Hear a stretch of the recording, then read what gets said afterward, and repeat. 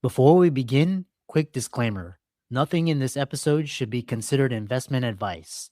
Results discussed have not been independently vetted. Any claims made by the guests have not been verified. The content is for educational purposes only. The views expressed by the guests do not reflect those of the host or the show. Have you ever reached a goal that you thought would finally make you happy, only to find yourself chasing the next one? For many of us, success becomes the answer to every problem. We tell ourselves, once I build the business, once I make partner, once I hit financial freedom, once I get the promotion, then I'll finally feel at peace. But what if the achievement itself isn't the solution? My guest today, Hugo Vrsalovic, has spent decades helping people recover from gambling and alcohol addiction. Yet one of the biggest insights from our conversation has very little to do with alcoholism and gambling. It's about something much more universal. We all have ways of coping with stress, uncertainty, fear, and unresolved pain. For some, it's alcohol, others, gambling. But for many high achievers, it can look surprisingly productive. Workaholism, perfectionism, constantly chasing success, or believing that who we are is determined by what we've accomplished. I'm a case in point. In this conversation, we explore the stories we tell ourselves, emotional patterns that quietly shape our decisions, why emotional intelligence may be just as important as financial intelligence when it comes to building a meaningful life. Whether you're an entrepreneur, physician, attorney, executive, content creator, influencer, or someone striving to become the best version of yourself, I encourage you to listen with an open mind. You may discover that this episode isn't really about addiction at all. It's about understanding ourselves, breaking free from the patterns that no longer serve us, and redefining what success truly means. So let's dive in. Hey guys, welcome to another episode of the Financial Freedom Podcast. I'm really delighted about today's guest, Hugo Vrsalovic, and he is a fellow TEDx speaker. He's also a podcast host from Houston. Really happy to have him on and discuss his work around addiction, gambling addiction, the stories and lies we tell about ourselves. Hugo, welcome. Great to be here. Your brother was one of my professors in med school. We connected through Podfest and shared the TEDx stage. We're also Rice alumni. Chronicle your journey and we'll dive into the questions. Son of two immigrant parents, both Bolivian, grew up like you, having those parents. They want to fulfill the dream, go to school. Went to an all-boys Catholic prep school here in Houston, straight Jesuit, then the University of Texas at Austin. Educated. 13 years later, I went to get an MBA at Rice. Before I went to Rice, though, there was a lot of emotional stuff that I never processed. Being bullied as a kid, we had financial bankruptcy, there was some sexual stuff that never got processed, and so that ended up being where I ended up drinking, gambling too much, and I needed help. I sought help. I stopped drinking May 24th, 1997. It's been 29 years. Then April 13th of 2000 when I stopped gambling. In between that, I went to therapy.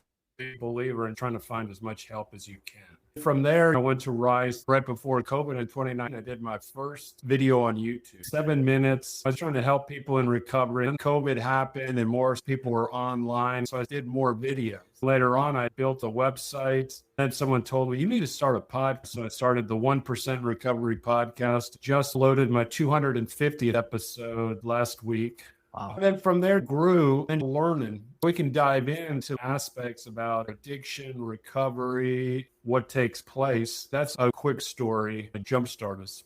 As I was reading your background, you've been featured on HTX and articles and other podcasts. I wanted to delve in. Are we all addicted to something? For example, I was addicted to perfectionism and workaholism. How does trauma in early age and not processing that lead to addiction?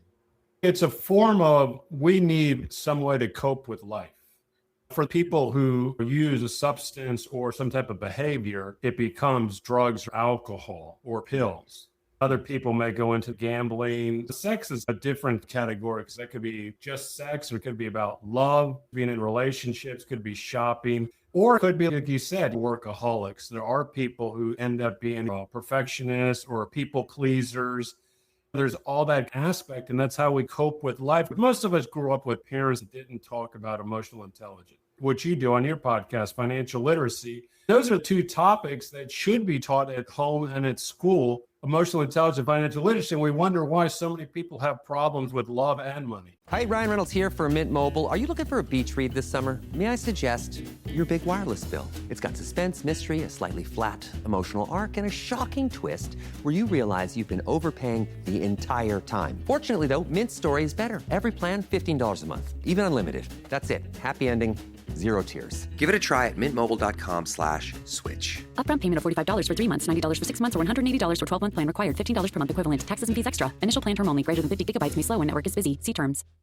Back to this coping mechanism, talk about identity and the biggest lies we tell ourselves. What's the biggest lie high achievers, you, me, others believe that cause or fuel addictions? I can tell you from the addiction, whether we're talking about a substance or behavior like drugs or alcohol, they believe that the good life will be achieved with more alcohol, or the good life will be achieved with more gambling. With high performers, the whole idea is that people get so driven either by money or achievement. I got to accomplish, I got to be president, I got to start my own company. It's never enough. They never follow what I call with Buddha. The goal is not to be, let's say, wealthy with money. Money can provide a lot of opportunities, a lot of security. In essence, do you have peace? Do you have joy in your life? Do you have contentment? That's what we should be for, because in the end, with high achievers, I'm 59. I had to bury both my parents and aunts and a lot of other friends. But you know what they never talk about in eulogies? How much you achieved. It's always about family and faith, as well as purpose that someone had. In essence, a high achiever should always be looking at how intimate are your relationships. The people who live the longest have the most friendships. They have more than one or two friendships. I would say high achievers is achieve everything you want to do with your business, with your career, but also make sure that you're achieving things within your relationship with yourself as well as with others. I love that. About identity, what identity had to change during your recovery? People that are struggling with different addictions, how do they have to change their identity to get out? How do they notice this addiction is causing a problem and need help or have to get out? Everybody tries to stop or slow down on their own before they go to any therapist, treatment center, 12-step group. Everybody tries, I got to drink less. I got to gamble less. The thing is, in reality, that's the first beginning, realizing this is getting out of control. In the beginning, people try to overwhelm themselves and say, I'm not going to gamble again for the rest of my life. I just say, why don't you focus on today? How about not gambling, lying today, and then focus on tomorrow? That's achievable. 24 hours is achievable. The rest of our lives is not. That was my first thing when I started drinking. I had a really bad weekend gambling, drinking, and big fight with my girlfriend that I said, man, I got to do something differently. I went to a meeting and I said, I don't want to drink today. I don't want to drink this week. That was my goal, just 1 week. I didn't plan on going to more meetings. I learned and heard a few things that piqued my interest in that first meeting. So I said, well, I'll go to another one. All you have to do is put in either $1, $2. So there's not an investment of money. A lot of us don't want to do certain things because we're afraid we don't want to waste money or time to go to a therapist. The more I went, I liked what I was hearing. Then I said, let me read literature. I feel like you got to read literature. You got to find out what any organization is about, war psychology. That's how I think people should approach it. Try to ask yourself this question. Do you feel joyful today? Do you feel content with yourself and with your relationships today? That's the first question. I gather when talking to you is you were very perceptive about this getting out of hand. This is becoming a problem. What are subtle signs that something is getting in the way? Does everybody have to hit a rock bottom before they actually change? That's always the thing. You got to hit some type of rock bottom. When you hear a lot of people finally get it, they said, I was tired of being tired. As a sports bettor back then with a bookie, everything was on a weekly basis. You would gamble for a week. You didn't have to pay up every day. And you would either pay on a Tuesday or collect on a Thursday. That's how it worked. You do this week after week, year after year. It gets exhausting. No different than people doing drugs, or let's say they were sleeping around with people, different things. So that's usually the first sign, is that, are you getting tired? Or do you feel like something needs to change? Unfortunately, everyone thinks they can do it themselves, and they can't. We all need help, whether talking about financial help. Let's say you go to a gym. It's easier to hire a trainer to get goals. I'm a big believer. That's why I started recovery coaching. A lot of people need that push early on to explain things because a lot of this is new. Most physicians are great at making money, but terrible at growing it. You work 60-hour weeks while your savings sit in accounts earning basically nothing. NERP changes this. It's algorithmic trading designed specifically for busy professionals who don't have time to watch markets. AI-powered strategies that work while you're seeing patients. No day trading, no guesswork, just systematic wealth building designed for people with demanding careers. Built for physicians who want their money working as hard as they do. Check out start.nerp.com/doctors. That's start.nerp.com/doctors to learn more. Links in the show notes below. Note, NERP is a paid sponsor of this episode. All trading carries risk and results vary, so do your own research. This isn't financial advice. What role do family and friends play in recovery? I know you have a strong relationship with your brother. How do you get help from family and friends? My family was zero help. Even though we were very close, my mother was a big believer in being Catholic. You got to go to church. You need to pray more. That's the whole idea of very religious people. You're not praying hard enough. It's got nothing to do whether you're belief or not in God. A good relationship with God is helpful. You're dealing with emotional trauma. Families can be helpful. In the end, you cannot recover for your spouse, kids, parents, unless the person has this desire. I got to do something. In the beginning, you're not going to know enough. You're going to have to go out with faith. Like TEDx, we all knew we wanted to do a TEDx talk, but we didn't know exactly how that talk was going to be when we started to apply. Well, we became semifinalists. We didn't have our speech done. We had to have faith in the process. The curator, Darrell, he says, follow this process or start writing the script, turn in the script. That's the whole thing with recovery. You're not going to have all the answers because we're all very intelligent. Both of us being Rice alums, we think we can figure this out. You can't figure everything out. It's okay to ask for help. Spend time reading, talking, podcasts, conferences. There's different forms of addiction, gambling. What predisposes someone to one form of addiction than another? Is it genetics, upbringing, backgrounds? There's been a lot of talk on that. Someone will always say, I was both of that. I was a bigger gambler than drinker. We tend to try either one form relaxes us more. Somebody taking opiates, they get relaxed more. They think they're calming themselves down. They think the addiction will give them a certain amount of control. That's how they get drawn to a certain one. That's why there's no way to say, I know plenty of people whose dad was an alcoholic, but they were more of a gambler, or their person was a gambler, they become more of a smoker. Sometimes they become the same. My dad was an alcoholic, I became an alcoholic. It's never the same. Sometimes it's almost like you see what growing up and you're drawn to it, or it repels you, then you do something else that's self-destructive. Talking about this addiction to achieve, a lot of the audience and listeners, they're entrepreneurs, very high functioning, high performing, but maybe struggling with addiction. How did the listeners know whether they're pursuing purpose? Perfection and achievement can have a good side, but also has a bad side, or if they're running away from something, alcohol or drugs or other means. The Texas State Bar states that 1 out of 5, 17% of all lawyers are addicted to alcohol or drugs. I'm not even talking about gambling. And a lot of industries will say the same thing. The construction industry, certain medical specialties like dentists, every profession is affected.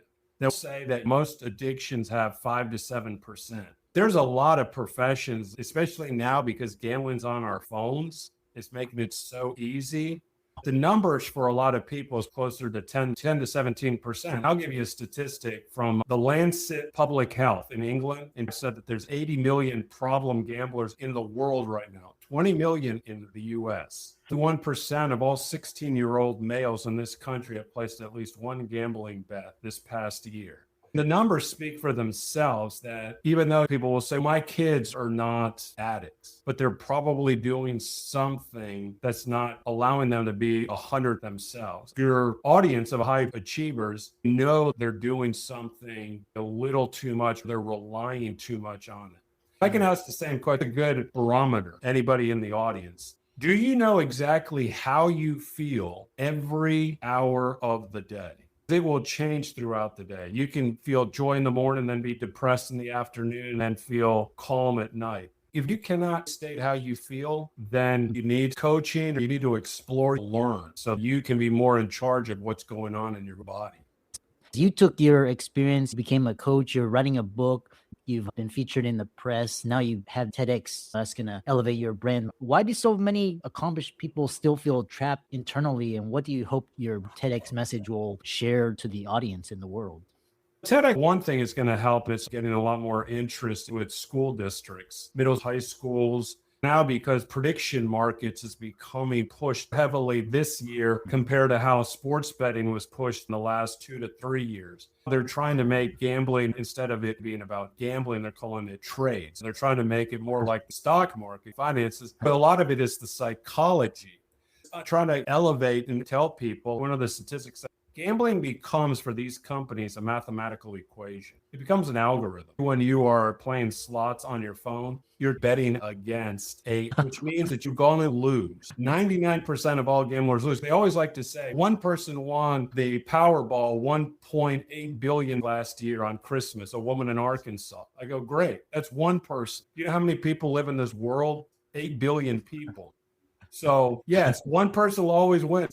They are regulated by law, slot machines, all types of games that you are going to win. You may have a big win, but you can't win consistently. The odds are not. You cannot win consistently if you have low odds. The thing about TEDx is people have different reasons for coming on. Mine was to share my experience and what I think about AI. Alicia was talking about yoga. What is the biggest misconception about TEDx that you want the audience to appreciate? TEDx was always about being on the stage. When I graduated from the University of Texas back in 1989, I immediately joined Toastmasters, a public speaking group, back in 91. Then I went through the program. It was probably one of the better decisions I've ever made. Even though I was at UT for 5 years, I started as a pharmacy major, ended up as a business major. But one of the greatest courses I took was Toastmasters. In any career, industry, or you own your own company, you have to speak. You got to be able to pitch. You got to be able to talk. You got to be able to sell. But to me, it was always about the stage. I wanted to be on the red dot. I always had messages. The messages was not a problem. Whether I'm going to talk about recovery, gambling, I wanted to be on the stage because I wanted to. Part of it was to overdo it. You've seen mine. I get overly dramatic. I get loud. I'll use my body language. I have no problems. People will see it. I'll go to my knees. Part of it is trying to be a comedian, trying to be an actor. In essence, it's trying to help you understand the message better. People have different reasons. Some people want to spread their message, get awareness out and inspire. Our group, we had 30 different deliveries. Everybody had their own style. They just had to step into their style. That way they could share their message better, however they delivered it. If there's 3 things you want people to remember about you or misconceptions you want people to get straight, what are those? The biggest misconception is that, number one, this is against the gambling industry. This is their commercials. They no longer say gambling is gambling. They keep saying gambling is entertainment, gambling is fun. That is not true. Let's say we're grocery shopping. We're at HEB. You know how much money is in your purse or in your wallet. Let's say a $20 bill falls out of your purse or your wallet. You get up to check out. You know you had that. You're going to be pissed off. You're going to be agitated. You're going to be annoyed for losing $20. Maybe it was nice something happened. But so many people start looking, because it's on an app, it's credits or a spin, that they'll spend $50, $100, $200, and it won't faze them. I want people to understand that gambling, you're dealing with real money. They're dealing with chips.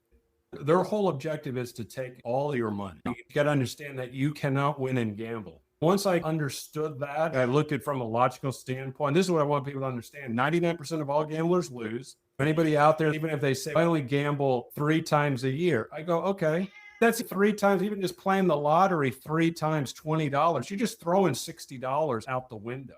I could go to lunch on $60 and have a really nice meal. People will say it's fun. I go, is it fun throwing money away? That would be message 1.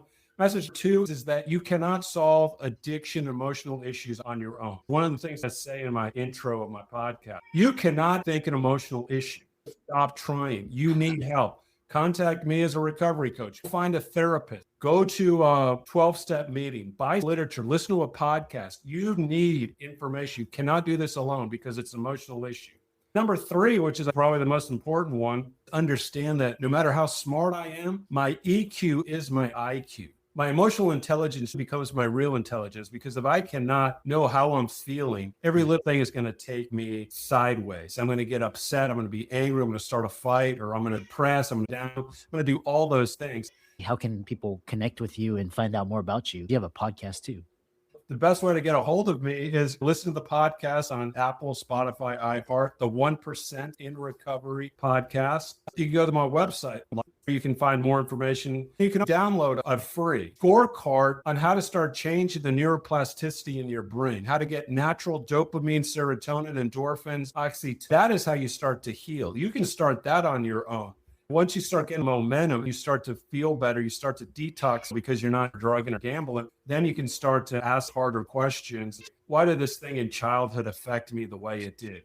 Why did this breakup, divorce, death, or grief affect me in a certain way? Emotional work is tiring, exhausting. It's not pleasant. It's no different than if you ran a marathon. It's not pleasant when you're done. I ran 2 marathons here in Houston. When I finished, I was exhausted. I had cramps after the first one. It's not afterwards you feel the accomplishment. I did all this good emotional work. I ran a marathon. We did a TED Talk. All that work for 2 months. And then you were like, boom. The best thing when I kept hearing our messages people would post, we all pretty much slept Monday and Tuesday. We're all so dead, barely do anything. Only did, I'll tell you this, I had to treat myself. I went to Dairy Queen and I got myself a Blizzard. I go, I'm gonna treat myself. I worked hard for this Blizzard. What a fantastic way to end the conversation. Really enjoyed this talk. Keep up the great work. Thank you, Chris.